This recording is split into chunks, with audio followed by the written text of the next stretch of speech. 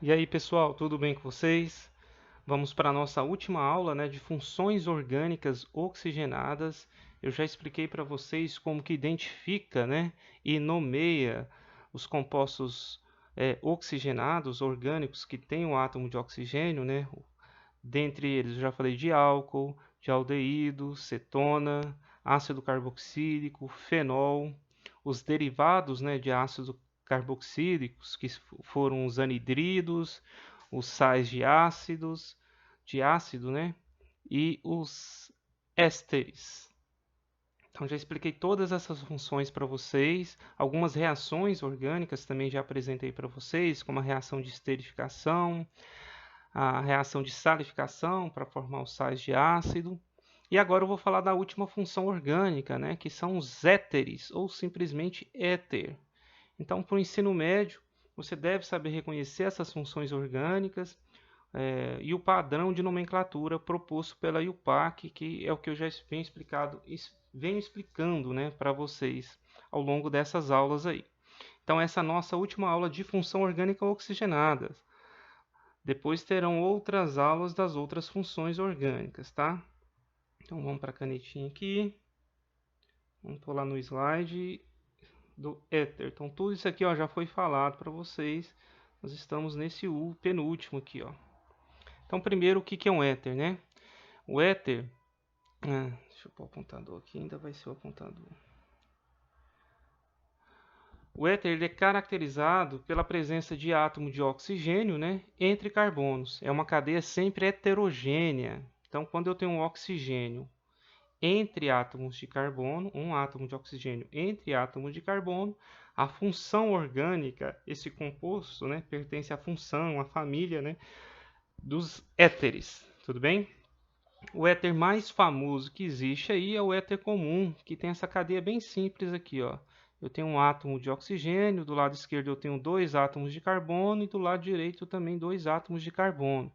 É o que nós chamamos de éter simétrico, quando a quantidade de carbonos, né, ligada ao oxigênio são iguais, né, do lado esquerdo e do lado direito. Tem a mesma quantidade de carbonos ligados ao oxigênio. Por isso que o éter é simétrico. Quando for diferente, o éter é assimétrico, beleza?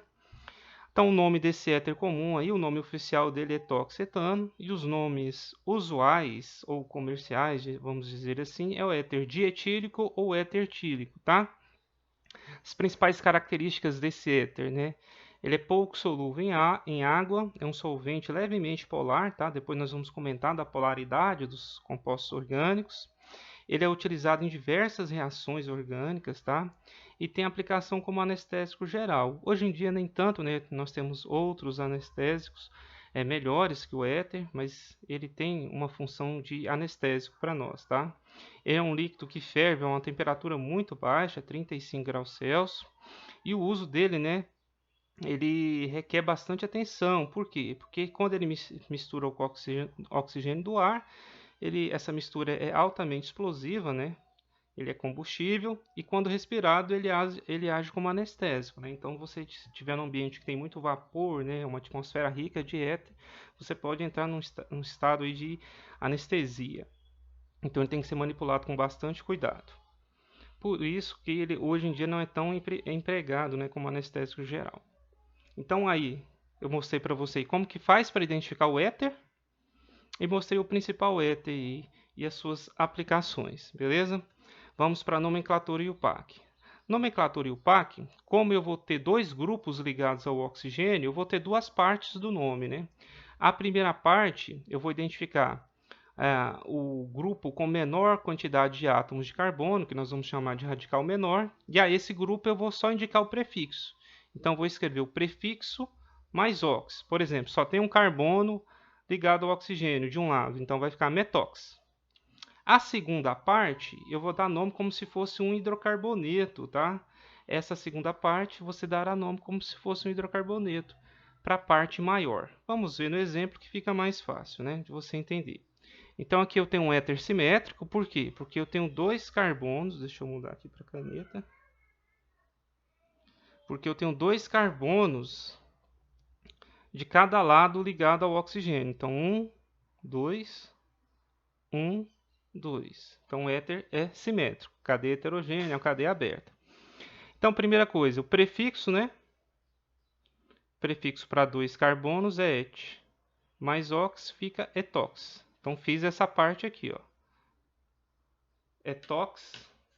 Só um segundinho aqui, pessoal, que eu vou ajeitar uma coisinha aqui. Pronto. Então, a primeira parte eu coloquei o prefixo e depois esse infixo, vamos chamar de infixo aqui, que é o ox. Aí a segunda parte eu vou dar nome como se fosse um hidrocarboneto. Aí no hidrocarboneto você tem que lembrar que eu coloco prefixo, mais um infixo e por último sufixo. Então, prefixo para 2 carbonos continua sendo o et, né? Posso escrever tudo emendado. O infixo é o an, que só tem ligações simples. E todo hidrocarboneto, terminação O. Então fica etox-etano. Esse é o nome oficial, é o nome IUPAC que nós dizemos. Eu posso usar uma nomenclatura usual. Na nomenclatura usual, você começa escrevendo a palavrinha éter, que é a função orgânica, e dá nome aos grupos ligados ao oxigênio, né? Quando eu falo grupo, é o radical, metil, etil, propil e por aí vai. Aqui eu tenho 2 etil, né? Então eu posso chamar de éter dietílico. Sempre vai ter a terminação ico, tá? Isso aqui, ó, é nomenclatura usual. É só para você ter noção, tá? Nosso segundo exemplo já é um éter assimétrico. Por quê? Porque desse lado esquerdo aqui eu só tenho um carbono e do lado direito, ó, eu tenho 1, 2, 3, 4, 5 e 6. Por isso que ele é um éter assimétrico, tá? O grupo menor aqui só tem um carbono, eu vou colocar o prefixo met mais ox, fica metox. O grupo maior tem 6 carbonos. Prefixo para 6 carbonos é X. Aqui eu vou colocar o hífen por causa do H, tá? Então vai ficar X, só tem ligações simples an, mais o sufixo O. Então metox etano. Uma nomenclatura usual aqui poderia ser éter. Então eu tenho metil aqui e hexil, né? São 6 átomos de carbono aqui, é o hexil. Ordem alfabética, o hexil vem primeiro, né? Então vai ficar hexílico e metílico. Lembrando que esse nome aqui, ó, eu estou fazendo o nome usual. Eu dou o nome dos radicais em ordem alfabética. Com 6 carbono, o nome desse radical é hexil, com 1 carbono é metil. E os dois com a terminação ico. Então fica éter, hexílico e metílico, tá? Usual, aqui eu pus usual. Nosso terceiro exemplo aí, eu já tenho um éter que tem uma parte que é a cadeia fechada aqui, ó, aromática, tem uma parte aromática e uma parte aberta. Aqui eu tenho 3 carbonos, né? Então o prefixo para 3 é prop, mais o ox fica propox. Hidrocarboneto correspondente a um anel aromático aqui eu chamo de benzeno. Então isso aí é o propox benzeno. Esse é o nome IUPAC dele.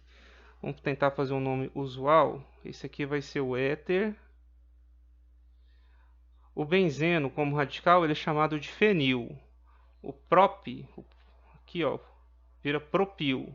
Em ordem alfabética, fenil vem primeiro. Então fica éter fenílico e propílico. Lembrando que esse último nome aqui é o nome usual. Só para você ter noção, tá? Saber de cor mesmo assim o nome usual é do éter dietílico ou éter tílico, que é o nosso primeiro exemplo aqui, tá? O restante nem tanto. Tem que saber o nome IUPAC mesmo, montar o nome IUPAC. E o nosso quarto exemplo, né? Também um éter assimétrico, né? Desse lado direito aqui eu tenho 2 carbonos e do lado esquerdo aqui eu tenho 4 carbonos, né? Então começa do lado direito dessa vez aqui. Então vai ficar etox, porque são 2 carbonos, o grupo menor. Etox. Esse grupo aqui, pessoal, ó, que eu estou circulando, ele é o isobutil. Então eu posso colocar etox, aqui eu vou colocar um hífen para não ficar dois i's, tá? Etox isobutano. Para quem não lembra, ó, existe o isopropil, que tem 3 carbonos, é esse aqui. Esse é o isopropil. E o isobutil, que terá 4 carbonos, tá? Aí o como a nomenclatura aqui é hidrocarboneto correspondente, tem que ter a terminação O, né? O infixo é o AN, porque só tem ligações simples, e o sufixo é o O. Então fica isobutano, tá? Esse é o nome UPAC. Pessoal, com isso, eu termino as funções oxigenadas. Então essa aula aqui é para você ter noção de identificação de éter, como que se identifica um éter e como se faz a nomenclatura oficial usando as regrinhas da IUPAC, tá? Então, os éteres, quando você tem que dar nome, são éteres de cadeia relativamente pequenas, tá? Não tem muitos átomos de carbono para você ficar contando e lembrando de prefixo, mas tem que lembrar os radicais, tá? Quando eu falo radical, é metil, etil, propil.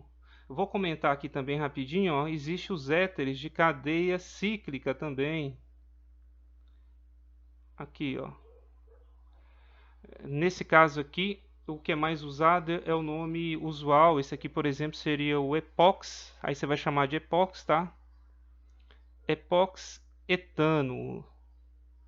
Você vai dar nome ao hidrocarboneto correspondente com a palavrinha epóxi. Isso aqui é um éter cíclico, tá? Esse aqui não é nomenclatura que nós chamamos de oficial, é nomenclatura usual, mas é só para você ter noção que existe também os éteres de cadeia fechada, cíclica, tá? Talvez em um outro momento eu explique aí a nomenclatura dos éteres de cadeia fechada, mas eu não acho necessário nesse momento. Nesse momento é que você tenha noção de todas as funções orgânicas oxigenadas que eu expliquei, saber identificar e fazer a nomenclatura IUPAC, né, que é o oficial desses compostos que as cadeias são menores. Então, até esse momento, é isso que é o suficiente, é o necessário para vocês, tá? Nós encerramos essa aula por aqui. Até mais, um abraço.